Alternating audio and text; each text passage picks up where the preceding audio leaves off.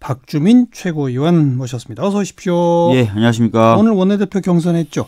네, 3시부터 해서 5시 정도까지 진행됐습니다. 박주민 의원은 누구 찍었어요? 절대 비밀인데 그건.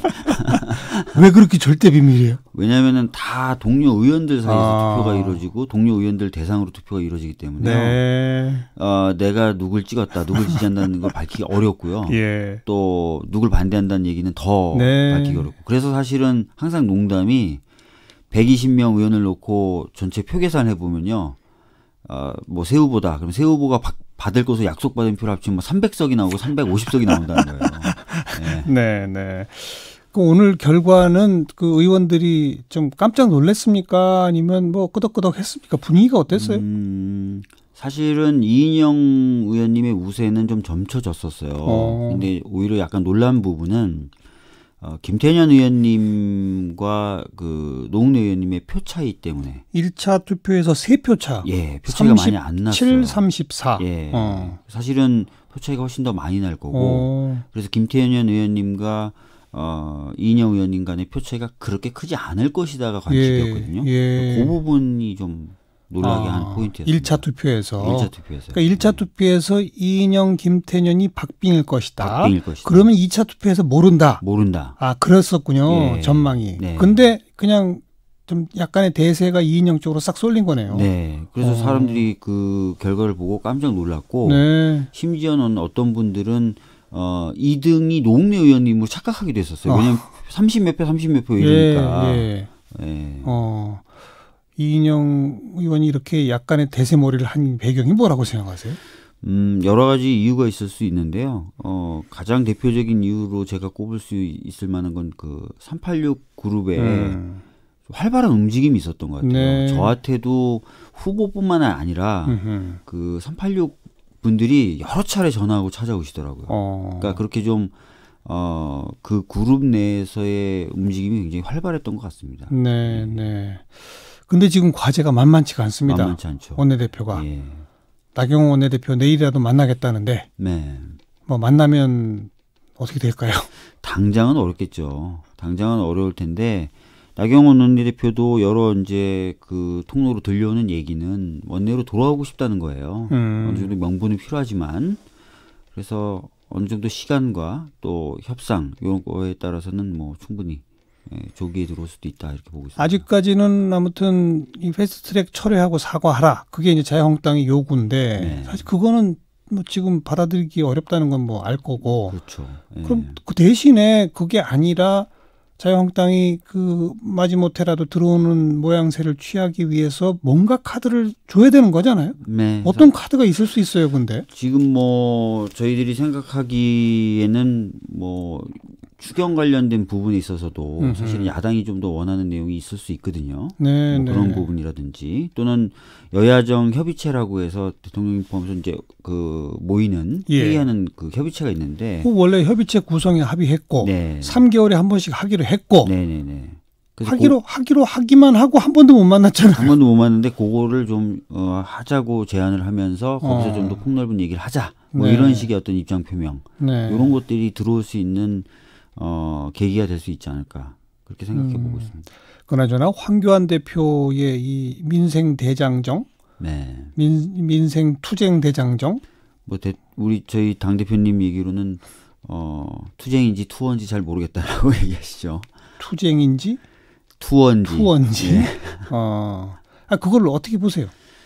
오늘 뭐 저기 홍영표 원내대표님 마지막 그 최고위 발언에서도 나왔다시피 단순하게 지금 국회에서 벌어지고 있는 문제에 대한 항의 차원이 아니라 저희들이 봤을 때는 지지층을 좀 더 결집시키고 그 가운데 본인이 좀 더 확실하게 대권 후보로 각인되고 싶어하는 부분이 반영된 것 아닌가 그렇게 보고 있습니다. 근데 그 뭐 대권 투어 아니냐라고 하는 식에 대해서 또 오늘 SNS에 강하게 반박하는 글을 또 남기셨더라고요. 황교안 대표는. 그러려면은 사실은 이제 그 투어에서 나오는 발언이라든지 이런 부분도 뭐 좀 조정이 돼야 되겠죠. 굉장히 좀 나중에 어떤 협치라든지 이런 것을 감안하지 않는 듯한 발언들도 계속 나오고 있고요. 그다음에 겨냥도 사실은 지금 뭐 패스트트랙이 문제면은 주로 그 부분을 겨냥해야 되는데 대통령님을 겨냥한 발언을 계속 하고 있단 말이에요. 그러니까 그런 부분이 충분히 오해를 살 만하죠.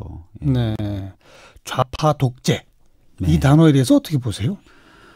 글쎄요. 저희들로서는 뭐 좌파든 독재든 뭐 수긍하기 어려운 단어고 근데 그 수긍하기 어려운 두 단어를 또 조합해서 저희들이 목격하니까 더 네. 수긍하기가 어렵죠. 네, 네. 예를 들어서 패스트트랙 같은 경우도 국회 선진화법이 마련되면서 동시에 같이 들어온 제도적 시스템이에요. 네. 그걸 활용했는데 그걸 독재라고 얘기하고 그다음에 좌파라고 얘기하는데 도대체 뭐가 좌파냐. 그 부분에 대한 명확한 지적도 없지 않습니까? 뭐 예를 들어서 예전에 이제 나경원 원내대표는 원내대표 연설에서 국회 연설에서 소득주도 성장, 특히 최저임금 인상 같은 예. 경우가 좌파 정책이라고 하는데 전에도 한번 여기 나와서 말씀드린 적이 있었던 것 같은데 뭐 독일이나 미국의 주요 도시들, 일본 같은 나라들이 다 쓰는 정책인데 그게 예. 과연 좌파냐 그러면 예. 굉장히 애매하고 모호하고 자의적인 규정인 것 같습니다. 근데 이제 그쪽의 주장은 이런 거예요. 우리 눈에 볼 때 여러분은 좌파다. 자기들의 정책 노선과 차이가 있고 우리 눈에 볼 때 그 정책 노선은 좌파 정책이다. 네. 그러니 좌파라고 부를 수 있는 거 아니냐. 이런 거고 그다음 정권을 쥐더니 네. 사법 권력을 장악하고 헌법재판소를 장악하고 대법관, 헌법재판관 다 코드 맞는 사람들로 장악해서 사법 독재를 하더니 이제는 의회마저 독재하려고 하는 게 패스트트랙 아니냐 이런 식의 논리예요. 논리는. 아니 뭐 헌법재판관 또는 헌법재판소장 그다음에 대법관이나 대법원장 임명에 대한 절차를 저희들이 위배했거나 저희 몫이 아닌데 저희 몫으로 누군가를 억눌러 가지고 강제로 했다거나 그런 게 아니지 않습니까? 네. 헌법과 법률에 의해서 대통령 몫이거나 저희 여당 몫인 경우에 저희들이 바라봤을 때 바람직한 사람들을 추천하고 예. 임명하게 된 거고 예. 그 과정도 특히 대법원장이나 대법관들은 국회 표결 절차라는 절차를 다 거쳤고요. 네. 인사청문회뿐만 아니라. 네. 근데 그게 독재다. 음. 독재를 그런 식으로 합니까? 독재는 보통은 엄청나게 찍어 누르면서 아무것도 특히 네. 절차를 무의미하게 만들면서 네. 진행되는 게 독재인데 네. 그러니까 저희들로서는 이해가 안 되는 거죠. 약간 좀 무리하다 볼 수 있는 그런 그 좌파 독재라는 어떤 그 표현 또 그 국회 내에 저지하면서는 독재 타도 막 이걸 외치고 하는 이런 거 왜 그런 전술을 그 자유한국당이 택한다고 보십니까?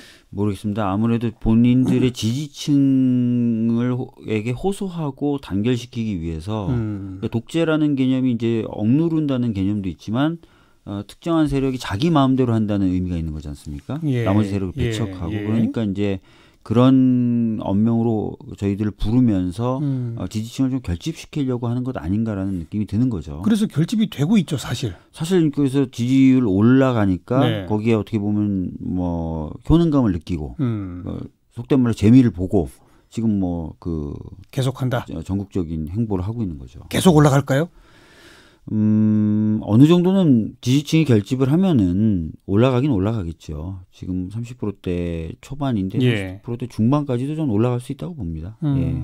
근데 그 이상은 그 이상 되기에는 늘 이제 얘기하는 거 그리고 많은 분들이 얘기하는 확장성의 문제가 생겨요. 네, 네. 근데 너무나 이제 강성이고 극우적인 발언들이 많기 때문에 확장성이란 부분에서 분명히 한계가 올 겁니다. 네. 그런 걸 모르지 않을 텐데요. 정치 오래 하신 분들이. 일단은 본인들의 지지층이 엄청나게 와해됐었고 흩어졌었다라고 판단하고 있는 것 같아요. 그걸 먼저 다지자. 네, 그걸 먼저 확실하게 다지자라고 지금 전략적인 목표를 세우고 있는 건 아닌가 싶습니다. 그리고 거기에는 어느 정도 성공을 한 것 같고. 지금 모습을 보면은 어느 정도 효과를 보고 있다고 볼 수 있죠. 그럼 이제 그것까지를 고려했을 때도 마냥 원외 투쟁만 하기는 어려웠겠네요. 네, 본인들도 원외 정당 이미지, 극우적 이미지로는 확장성이 약하다는 걸 알고 있을 거예요. 알겠습니다. 네.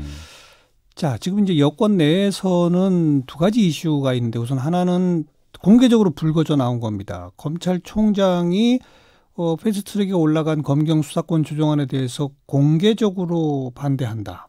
검찰의 요구를 좀 주장하고 있고 그런데 우리 박주민 최고위원 사개특위 위원이시잖아요. 네네. 그리고 정부 안을 만들 때 네. 검찰 쪽인 법무부, 경찰을 저거 하는 행안부, 네. 그리고 청와대, 국회까지 당정청 협의를 통해서 만든 거잖아요. 네. 네.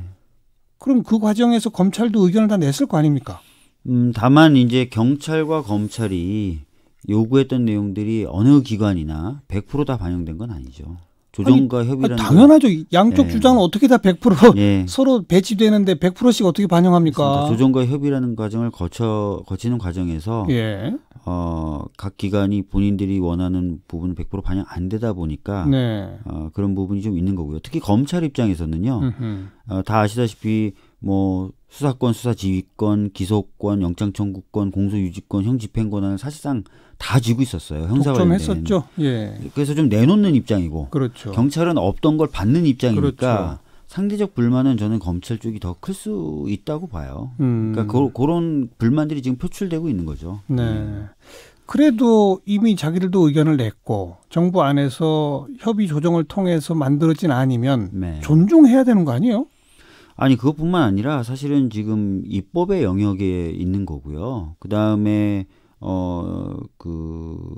검찰도 정부의 한 기관에 불과해요. 그러니까요. 그렇기 때문에 이 부분에 있어서 너무 지나치게 반발하고 공개적으로 뭔가 입장을 내고 하는 것을 바람직하다고 볼 수는 없습니다. 그런데도 이렇게 공개적으로 계속 발언하는 건 무슨 의도일까요?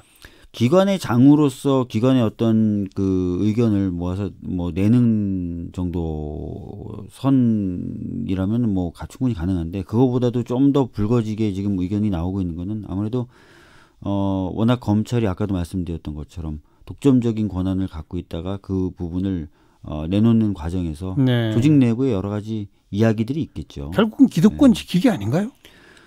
검찰에게는 좀 미안한 얘기지만 저는 약간 그런 부분이 있다고 봅니다. 그리고 그 사법적 통제라고 하는 표현을 쓰더라고요. 수사에 대한. 네. 경찰은 사법적 통제를 못하는 겁니까? 원래 이제 수사 구조를 짤 때요. 다른 나라들의 경우에 보면은 수사를 보통 경찰이 거의 전담을 하고요. 네네. 검찰은 그 수사가 제대로 되고 있고 인권을 침해하지 않는지를 견제하는 역할을 주로 하게 됩니다. 그러니까 그런 어떤 이상적인 모델 또는 다른 나라의 모델과에 관련된 이야기들을 하는 거죠. 네, 네. 앞으로 어떻게 될까요, 그거는? 지금 그 국회에서 330일이라는 시간이 생긴 거지 않습니까? 네. 그동안 여러 기관들의 의견들이 반영이 돼야 될 것 같고요. 뭐 검찰이 걱정하는 경찰의 비대화 그리고 경찰 수사의 인권 침해 가능성 이런 부분은 어떻게 보면 당연히 통제되고 해결돼야 될 부분입니다. 예, 그런 예. 부분의 의견은 적극 받아들이면서 예. 일정 정도 조정을 좀 거치지 않을까 이렇게 보고 있습니다. 그러려면 사개특위가 논의를 시작해야 할 텐데 네. 지금은 언제 시작할지 모르죠.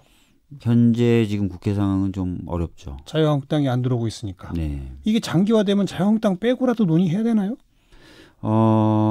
사실은 아직까지 그 정도로 구체적으로 저희 생각은 못 하고 있고요. 예. 그런데 말씀하신 대로 330일이라는 시간이 주어졌다고 해서 그 시간 다 허비하도록 저희들이 놔둘 수는 없거든요. 그러니까요. 예, 그렇기 때문에 필요하다면 사개특위를 연장하고 그 연장한 속에서 사개특위 관련된 법들을 논의하는 것도 고민의 범주 안에는 솔직히 들어가 있습니다. 예. 당분간은 아무튼 자유한국당을 좀 더 지켜봐야 되는 네. 그런 상황이고요. 네. 자, 요게 이제 검경수사권 조정 요 문제가 하나 불거져 있는, 공개적으로 불거져 있는 거고, 또 지금 일부 언론들이 다 보도를 하고 있습니다만은 선거제 패스트트랙 올려놓고 네. 정작 지역구를 대폭 축소하는 거에 대해서 이런저런 불만들이 나오니까 네. 더불어민주당 안에서부터 이거 정치개혁 특위에서 논의하면서 다시 슬그머니 지역구는 늘려가지고 의원 정수를 아예 좀 늘리자 이런 얘기가 나온다더라라는 얘기들이 있습니다. 글쎄요, 저희 더불어민주당 내부에서 그런 목소리가 나오는지는 잘 모르겠고요. 저희들은 여러 가지 또 여러 번의 여러 가지 의논을 했었고 여러 번의 의총을 거쳐서 확정된 안으로 예. 이번에 패스트트랙을 지정한 거기 때문에요. 예. 당장 뭐 내부적으로 크게 이견이 있거나 그러지 않은 것으로 알고 있습니다. 정말요? 적어도 제가 알기로는 그런데요. 혹시 따로 들으신 게 있으십니까? 아니 내심은 논의 끝에 의원 네. 정수를 좀 늘리고 비례성을 강화하되 지역구를 뭐 대폭 축소하는 그러면 더 여야가 논의 모으기가 어렵지 않겠느냐. 가뜩이나 지금 밖에 나가 있는 자유한국당 안 들어오는데 네. 이런 주장도 나름 또 근거가 있잖아요. 논의하는 과정에서 그렇게 될 수 있을 수 있습니다. 완전히 그 가능성을 막 배제하기는 어렵겠죠. 왜냐하면 다른 당의 요구도 있을 수도 있고 그렇지만 지금 당장 저희들이 그런 생각 가지고 있지는 않고요. 네. 그리고 이 원칙이 쉽게 훼손되리라고 생각하지는 않습니다. 예. 뭐 아무리 더 물어봐도 똑같은 답변 할 것 같군요. 예. 공개적으로 이 말이 뭔가 쟁점화되지 않는 한은 그럴 것 같네요. 네. 더 안 물어볼게요. 알겠습니다. 그나저나 우리 국회의원이 300명인데 네. 이번에 고소 고발된 국회의원이 97명입니다. 네, 많죠. 박주민 의원도 혹시 저 됐습니다. 뭐로 저는 그 특수폭행 누구를 때리셨어요? 잘 모르겠어요. 그러니까 아마 그 의안가 근처에 있었던 의원들 중심으로 자유한국당 의원들. 예, 그 국회 의안가 중심에 예. 있었던 그 당시 예. 의안가에서 충돌이 심했으니까요. 예. 근처에 있었던 그 의원들은 다 고발 대상으로 넣었던 것 같아요. 네. 한번 봐야 되겠죠. 뭘로 고발했는지. 예. 97명. 이거 사상 초유의 일 아닙니까? 네, 사상 현역 의원 거의 3분의 1이 지금 형사 고소 고발돼서 네. 수사를 받아야 됩니다. 네. 이거 어떻게 해야 합니까? 수사 받아야 되면 수사 받아야죠. 근데 이제 좀 구분을 해야 되는 게요. 많은 언론에서 이번에 국회에서 있었던 일들을 보도하면서 그냥 물리적 충돌, 뭐 동물국회 이런 식으로 싸잡아 비난하는 식으로 좀 보도했는데 저는 사실 그거는 좀 아닌 것 같아요. 예. 명백히 의안가 점거, 국회의원 감금, 예. 사무처 직원에 대한 감금, 예. 국회 사무처의 여러 집기들 훼손, 예. 불법 행위가 명확하고 선제적으로 있었던 부분이 있고 예. 거기에 대해서 정당하게 공무집행과 의정활동을 하기 위해서 움직였던 부분이 있는데 그걸 싸잡아서 평가하는 것은 약간 좀 저는 부당한 부분이 있다고 생각하고요. 네. 이번에 이제 수사 받으면서도 바로 그런 부분들이 제대로 가려질 것이라고 봅니다. 네. 그래서 지금 숫자도 자유한국당 의원이 제일 많아요. 62명이 고소고발돼 있고 맞습니다. 이분들은 뭐 상당수가 선진화법 조항에 걸립니다. 네, 맞습니다. 그렇게 되면 형량도 굉장히 엄중해요. 네. 이거 어떻게 해야 한다고 보십니까? 원리 원칙대로 해야 한다? 저는 좀 그렇게 보는데요. 아시다시피 이 선진화법이라고 하는 것을 만들 때 여러 가지 이제 문제도 갖고 있지만 물리적인 충돌만큼은 확실히 좀 없애야 된다라는 데 동의해서 만들었고 그래서 형량을 굉장히 세게 만든 거거든요. 네. 거기에 정면으로 위배되는 행동이 나온 거고요. 네. 특히 이게 반의사불벌죄나 친고죄가 아니에요. 그러니까요. 저희가 뭐 취하를 한다거나 뭐 한다고 해서 이게 스탑이 되는 게 아닙니다. 네. 그래서 뭐 가는 거죠. 뭐. 예. 그냥 간다. 수사는 수사대로 돼야 되죠. 예. 그래서 기소하고 재판까지 가고. 네. 그렇지만 내년 총선 전에 판결이 나진 않겠죠? 아마 그렇겠죠. 예. 그러면 내년 총선에 다시 당선됐지만 이것 때문에 배치 떨어지는 의원들도 상당수 생길 수 나오겠죠. 예. 그래야 한다고 보신다. 아니 그럼 국회의원이라고 해서 법을 안 지켜도 된다고 할 수는 없지 않습니까? 예. 이걸 경찰이나 검찰이 수사를 그냥 유야무야하는 행동을 보였면 어떻게 될까요? 근데 국회 선진화법의 특징이요. 조문 자체가 너무 단순하고요. 명확해요. 네. 그리고 이번에 그 회의 진행 방해의 경우에는요. 증거가 다 너무 명백하게 네. 그 행동이 증거로 수집돼 있기 때문에 예. 유야무야 하기가 거의 불가능할 겁니다. 경찰 검찰도 예. 저희들이 모두 다 사진 찍고 영상 찍어서 고발장에다 첨부했는데요. 네. 그리고 그런 행동을 하면 처벌된다라고 딱 단순하게 돼 있어요. 예. 조문이 해석할 예. 여지도 없습니다. 예. 참. 그럼 이제 이게 또 국회 정상화의 걸림돌이 될 수도 있지 않을까요? 근데 아까도 말씀드렸듯이 저희들도 뭐 취하나 이렇게 할 마음이 없지만 취한다 하더라도 이 절차에 영향을 미칠 수가 없습니다. 그래도 정치적 영향력은 미치지 않을까요? 경찰이나 검찰은 법대로 하기 때문에 정치적 영향력 같은 거 안 받는군요. 정치적 영향력을 자꾸 받게 하면 안 되죠. 그러니까 취하한다는 것이 별 영향을 미쳐서는 또 안 되는 거로군요. 또 안 돼요. 예. 이게 아주 크고 중요한 변수가 될 수 있겠네요. 앞으로 전국 전체에 있어서. 네. 아마 그 자유한국당 의원들이 그 조항을 잘 몰랐을 수도 있을 것 같아요. 뭐 저도 직접 들은 얘기이기도 하고요. 다른 의원님들이 말씀하시기도 하는데 이 조항을 잘 몰랐다라는 분들이 많고요. 네. 실제로 그래서 저희들이 피켓이라든지 구호로 알려주니까 그 다음부터는 태도가 많이 바뀌었어요. 그리고 그 월요일 날 정작 처리하는 날은 아주 많이 바뀌었잖아요. 아주 많이 바뀌었고요. 뭐 심지어는 문 열어놨다. 예. 문 열어놨다. 이렇게 문 안 잠갔다. 문 안 막았다. 계속 그 얘기를 하시면서 예. 뭐 그 퍼포먼스. 근데 이미 제스처를 저질러진 걸 하시더라고요. 어떡합니까? 그러니까요. 예. 자, 마지막으로 한 가지는 청와대 행정관급도 비서관급도 네. 총선에 나가려는 분들이 굉장히 많더라고요. 많죠. 예. 그럼 완전히 내년 총선은 청와대가 주도하는 겁니까? 아니요, 그렇진 않죠. 공천이라든지 선거를 주도하는 건 당이고요. 네. 그 행정관이나 비서관 분들 중에 국회의원 입 후보를 위해서 또는 여러 가지 사정으로 그만두시는 분들이 뭔가 보장을 받는다든지 약속이 됐다든지 그런 게 전혀 없습니다. 예, 똑같은 절차를 거쳐서 경선해야 되고 예, 몇 명이나 될지 모르는 거다. 그것도 모르고요. 근데 유독 다른 청와대보다 좀 많이 나오는 것 같지 않아요? 제가 뭐 구체적으로 비교는 안 해봐서 예. 예, 그래요. 예. 아무튼 그거는 뭐 아직은 좀 논의가 이른 네, 시기이고 조금 더 지나면서 공천 경선 과정이나 이런 걸 좀 지켜봐야 되겠군요. 네. 알겠습니다. 수요국회 여의도 베테랑 오늘은 여기까지입니다. 더불어민주당의 박주민 최고위원이었어요. 고맙습니다. 네, 감사합니다.